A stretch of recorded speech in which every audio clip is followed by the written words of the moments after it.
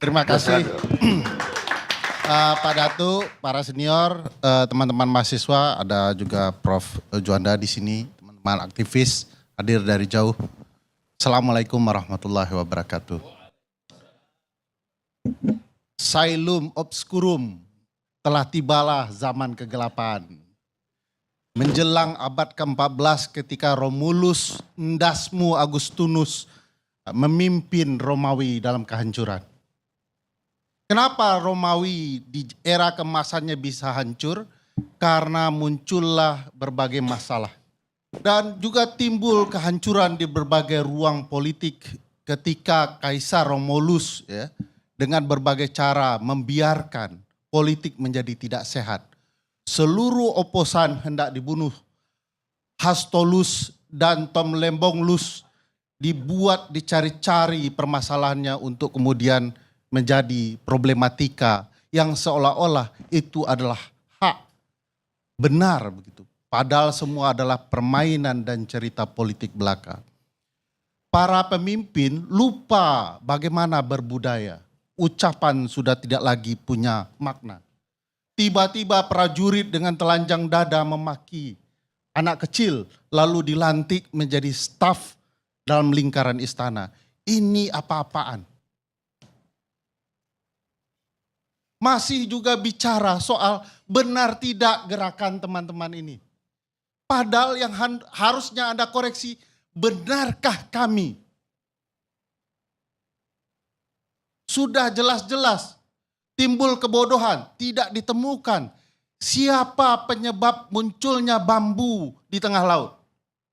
Tiba-tiba ada bambu jenis baru itu, bisa tumbuh sendiri.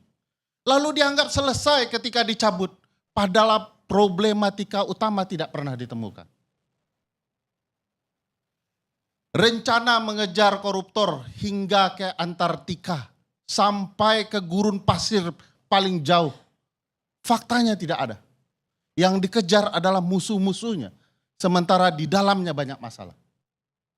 Masih juga merasa pintar, memformat kabinet masuk ke tidar, untuk dilatih moral dan kualitas kabinet. Tapi belum sampai 100 hari sudah kemudian dipecat karena melanggar etik. Masih juga merasa benar. 100 hari ada kekacauan. Ada menteri buat kebijakan. Menterinya Bang Idrus di zaman Romawi tapi. Sabar Bang, tadi. Sabar Bang. Menteri Abang buat kebijakan nasional, tapi tidak pernah digunakan pilot project langsung berlaku nasional. Timbul kekacauan nasional. Tapi sudah selesai? Bukan selesai, tapi timbul kekacauan. Kekacauannya belum selesai, mungkin kebijakannya sudah selesai. Apa kekacauannya Bang? Secara ketatanegaraan. Ada menteri buat kebijakan, eksekutif, tapi dievaluasi sebagai eksekutif oleh legislatif. Wakil ketua DPR mengevaluasi kinerja menteri, mengatasnamakan presiden. Sebut ketatanegaranya di mana. Kalau bukan di era Romawi dalam ajang yang disebut dengan kehancuran massal. Kapan timbul perubahan? Bang Ade, ketika sekelompok Renesan berdiskusi memperbaiki keadaan. Siapa mereka? Anak-anak muda pembaharuan. Ada Fidel, El Comandante, ada seorang perempuan memimpin ITB, coba bayangkan. Saya ingin kasih tahu, kalau ITB sudah turun ke jalan, itu tanda-tanda bahaya. Tapi bukan ngancam kan? Bukan ngancam, hanya menakut-nakuti. Saya khawatir kalau kita tidak membaca pergerakan dan suasana kebatinan saat ini. Padahal banyak catatan sejarah bahwa Middle East, North Africa mengalami gejolak yang sama dan dibenahi oleh anak-anak muda. Kita ingat kasus Latin ya, kasus kemudian Libanon, Yaman, ya, Arab Spring, itu kemarahan anak-anak muda karena kebodohan memimpin bangsa. Tapi merasa pede betul begitu ya. Padahal tidak ada terencana, tidak tersusun rapi, tidak ada cerita bagaimana negara digerakkan. Bang Ade harus tahu sampai hari ini, sampai detik ini, saya tidak pernah percaya rezim ini akan menegakkan hukum. Kenapa Bang Idrus? Alasannya sederhana, lingkaran satu istana melanggar undang-undang. Mayor Teddy tidak sah menurut undang-undang TNI. Kabulok tidak sah menurut undang-undang TNI. Tapi dengan bangga cerita, kami akan tegakkan hukum. Omong kosong dan omon lainnya. Jadi ini problematika, bagaimana mungkin bisa menegakkan hukum kalau istana sendiri adalah pelanggar hukum. Tapi istana beruntung, masyarakat sipil belum bersatu betul. Masyarakat sipil masih cerita, itu oposan yang kemudian dipidana, ya wajar itu kesalahannya.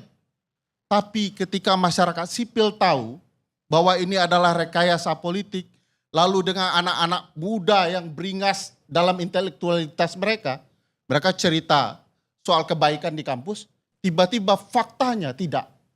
Mereka marah dengan intelektualitas mereka yang tidak dihargai. Bicara kesalahan pemerintah yang dikoreksi, 13 tuntutan mereka. Ini pengalihan isu, yang salah pemerintah, jangan kami yang dipersalahkan. Mereka ini dalam terminologi Sohogi yang diceritakan Uni kita tadi, adalah kaum Brahmana intelektual. Mereka turun karena peradaban negara sedang rusak. Nanti kalau peradaban ini benar, mereka akan kembali ke pertapaannya. Memperbaiki nilai D menjadi A itu. Sekarang mereka selesaikan dulu nilai D pemerintahan dari Prabowo Subianto. Saya tidak akan pernah bisa percaya dengan rezim ini akan kembali benar. Kalau presidennya malah meneriakkan hidup Jokowi.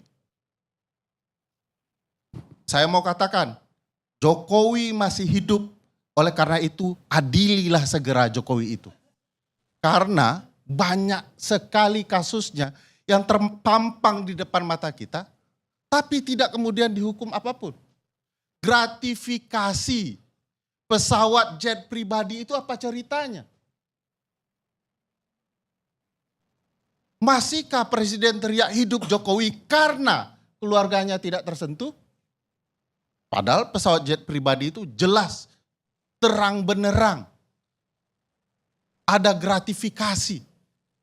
Lalu kita mendenial itu dan kemudian bercerita siapapun yang mengungkit kasus ini adalah orang-orang nyinyir yang anti dengan berbagai kebijakan pemerintah. Saya yakinkan Bang, kalau pemerintah hari ini mengadili berbagai kasus korupsi, termasuk di lingkarannya sendiri, saya berhenti mengkritik pemerintahan ini. Tapi kalau kemudian dia hanya mengejar lawan-lawannya dan membiarkan apa yang terjadi di lingkarannya, semua ini omong kosong. Tidak akan ada orang yang percaya dengan pemerintahan Prabowo Subianto. Kalau teman-teman di pemerintah ingin bersiap dan menganggap ini semua bayaran, silahkan. Tapi ini tanda-tanda zaman. Kalau anak-anak muda sudah tidak nyaman, bersiaplah. Mungkin tidak hanya kursi Anda dijungkir balikkan. Mungkin tatanan baru hendak mereka ciptakan. Sekian, terima kasih. Assalamualaikum warahmatullahi wabarakatuh.